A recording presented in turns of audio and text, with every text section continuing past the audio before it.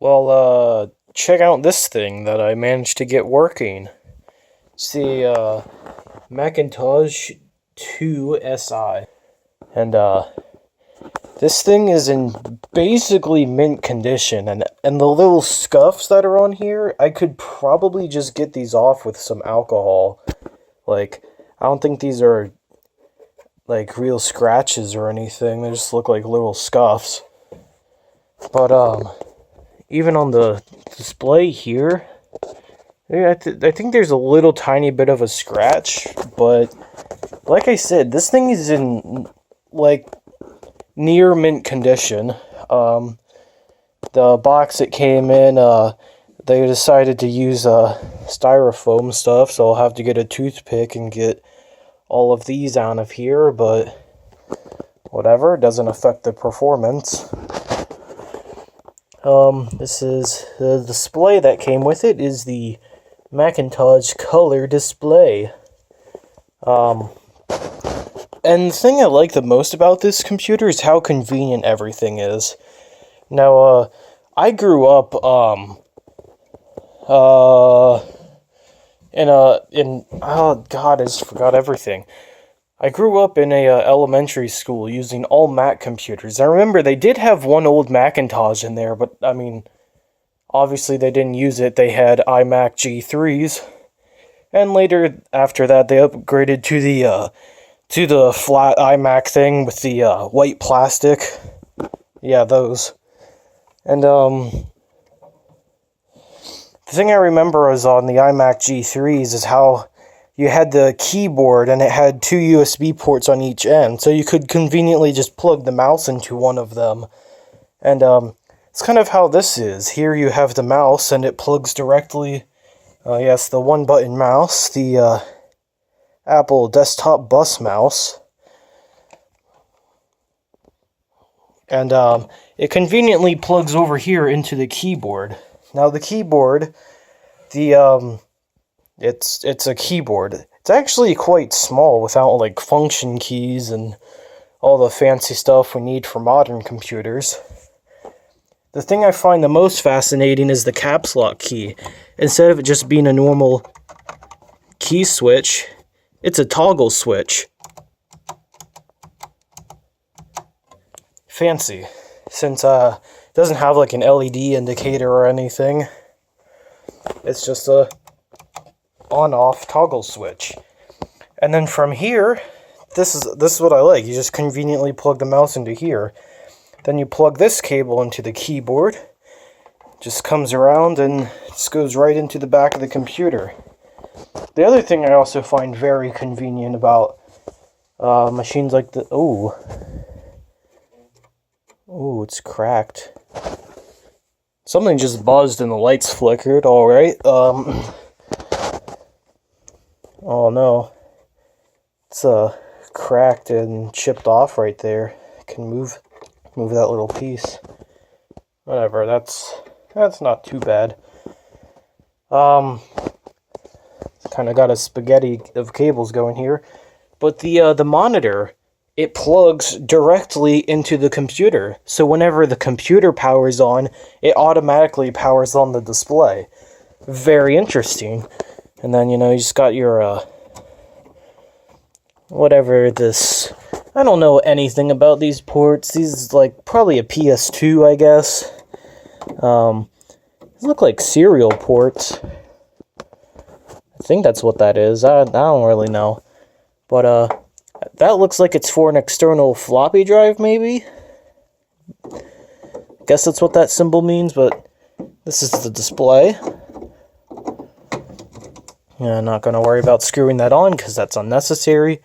Not sure what this is. There's an... Oh, here. Not too sure what this is. That's the printer, and I do have a printer. I'll show it right after I'm done with this. There's the, I guess that's for, like, a modem, I guess. I don't really know what that is, actually, but it shows a phone, so I'm guessing some type of dial-up, or something like that. Audio out and microphone in, and these ports are real nasty. Got like a expansion slot. You'll see that on the inside as well. And the printer. Now here's the printer. This is the Apple Style Writer 2. As far as I know, this is fully working. I don't know about like the ink or anything. That'd probably be bad, I guess. I don't really know much about these old computers, other than they're really fascinating.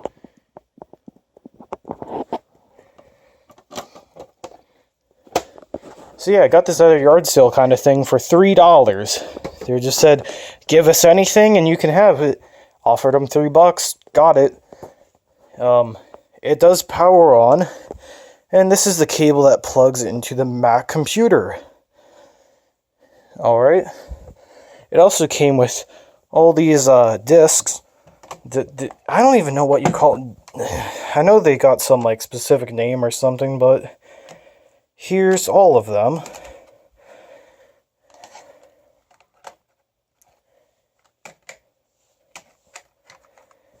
Alright. Here you have your modem installation. Tidbits, it looks like that says. You have an install disk. Printer drivers, I guess. Install me first for PowerBook 160 and 180, I guess. I don't really know why that's here. Oh, there's two. No, that's a disk tool. Install 2 and fonts. Now, that's basically everything. I'll go ahead and power on the machine. Now, I've had this machine since 6th grade. I bought it for real cheap, like $75. So I got all of this stuff. Basically, it's all in mint condition for $70-something, and I guess they sold it for so cheap because it would only boot off of a floppy. Well, the other day I figured out, well, I mean, I kind of already knew this because I never heard the drive spin up. I just thought, well, whatever, I'll mess around with it, see what it does. So, I did something very disgraceful. I figured, if the drive's already bad, I can't make it much worse, so I took the top cover off, and I just kind of spun the disc once, and, it definitely felt, like, pretty, tight there, but after spinning it once, it was completely free. So, whatever, I'll just shove it back in the computer. The computer works now! That's all it was a stuck hard drive motor. So, yeah, this thing now boots up. I'll put in an audio clip, I guess, of what it sounded like before. Just, it would buzz, whine once, and then buzz again.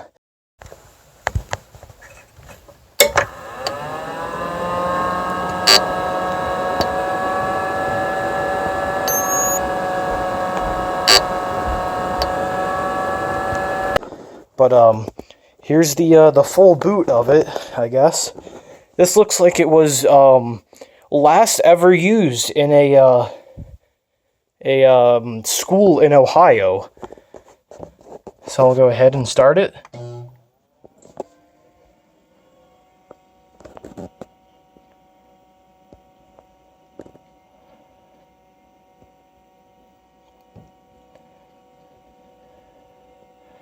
Welcome to Macintosh.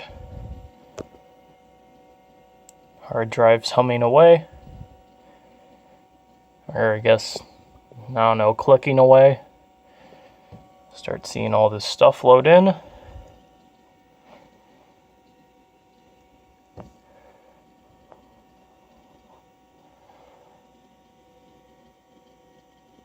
Probably should have brought my bigger 4K camera down here, but whatever, this works. I turned it on and it immediately went right into a folder, so I guess this just left off where it was. You can see the original files that were on it. Wow, this actually, it wasn't in color before. Now we can see all the colors. I don't know if any of this is private information, but I've found like a name, address, email, but like Email probably isn't any good anymore. But everything works, although the mouse does not like to move left at all. But right, it goes just fine. But specifically left, it has trouble. Know what all to look at here. Forgot you gotta hold it down. Here you can see the, I guess that's the RAM. Oh god, it just went way out of focus.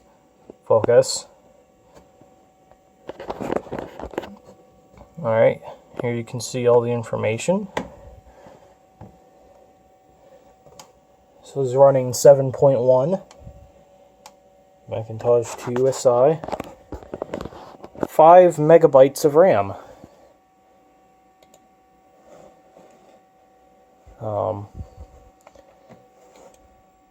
I mean, I guess that's the drive that's open right there. So, if this is... I don't know much about old drives, so this is probably as much space as it had. It says 61 megabytes in disk, 12.8 megabytes available. So, yeah, this thing is cool. I'd really like to see if it's possible to contact anybody that might have had this, but computer's so old that, like, I don't even know what year specifically this is from. I'd have to look at it. I mean, it does say 1983 to 1992. So, I don't know when this was specifically used, though. But it definitely has files on it, and, the school I could come up with was, I think it was some, like, Oak Hills High School in Ohio. Yeah, so that's this thing. I'll go ahead and open it up now. Alright, this is the machine itself. Why is the focus being retarded on my phone? I never ever had an issue with that. Now, again, really convenient, easy to open. Go put this over here. Okay.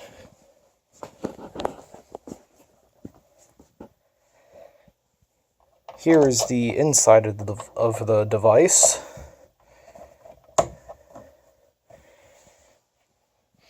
So, this is the inside of the Apple IIsi. If my phone could stop... Okay, I'm gonna try this again. This is the inside of the Apple IIsi. Here you can see all the expansion slots. I'm guessing it's some kind of, like, L-shaped thing. Or like it's an adapter that sticks up and then you plug your card in like that. That's where the slot is or whatever. Here we have the drive that I had to poke, so yeah, I really didn't want to mess with the stickers, but I couldn't get them off any other way, so I just had to cut them out. Whatever, it works now, so it's cool. It's worth it, I guess. Here's the 5 megabytes of RAM, 4 sticks in here, if you even want to call those sticks. It looks like something out of a calculator. Speaking of calculator, I'm pretty sure these are made by Texas Instruments. I'm pretty sure it says somewhere on there Texas Instruments. But here we have the insides of the computer.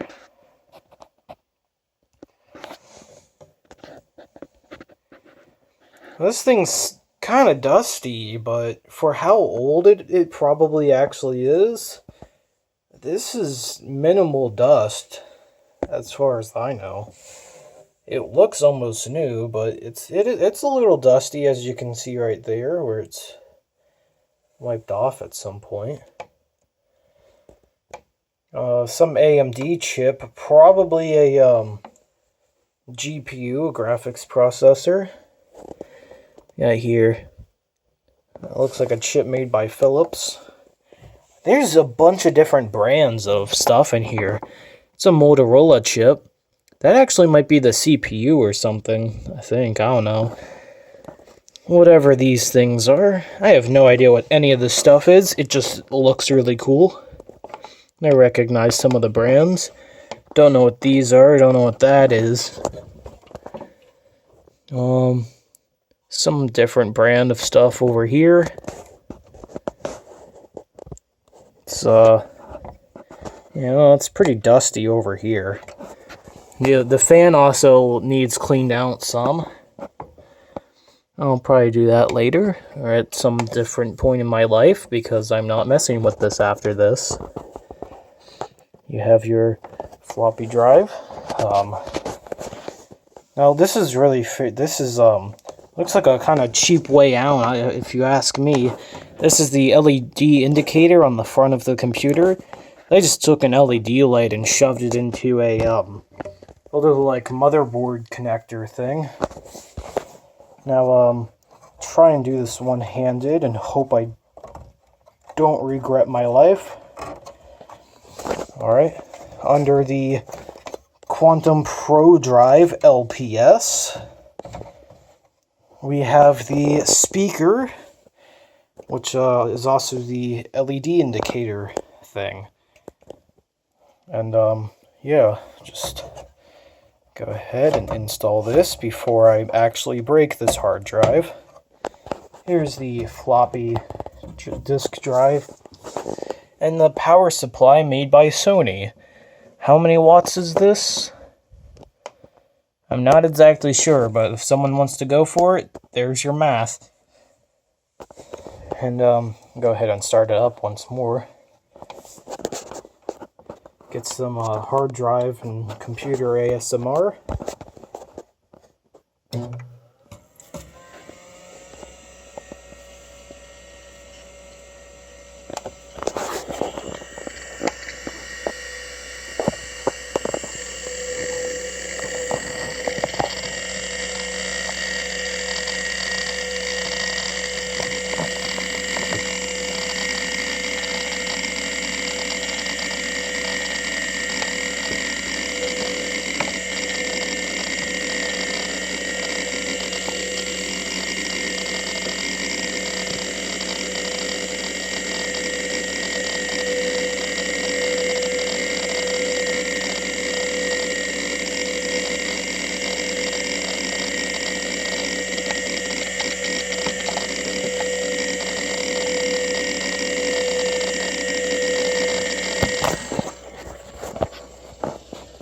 Alright, that's enough of that.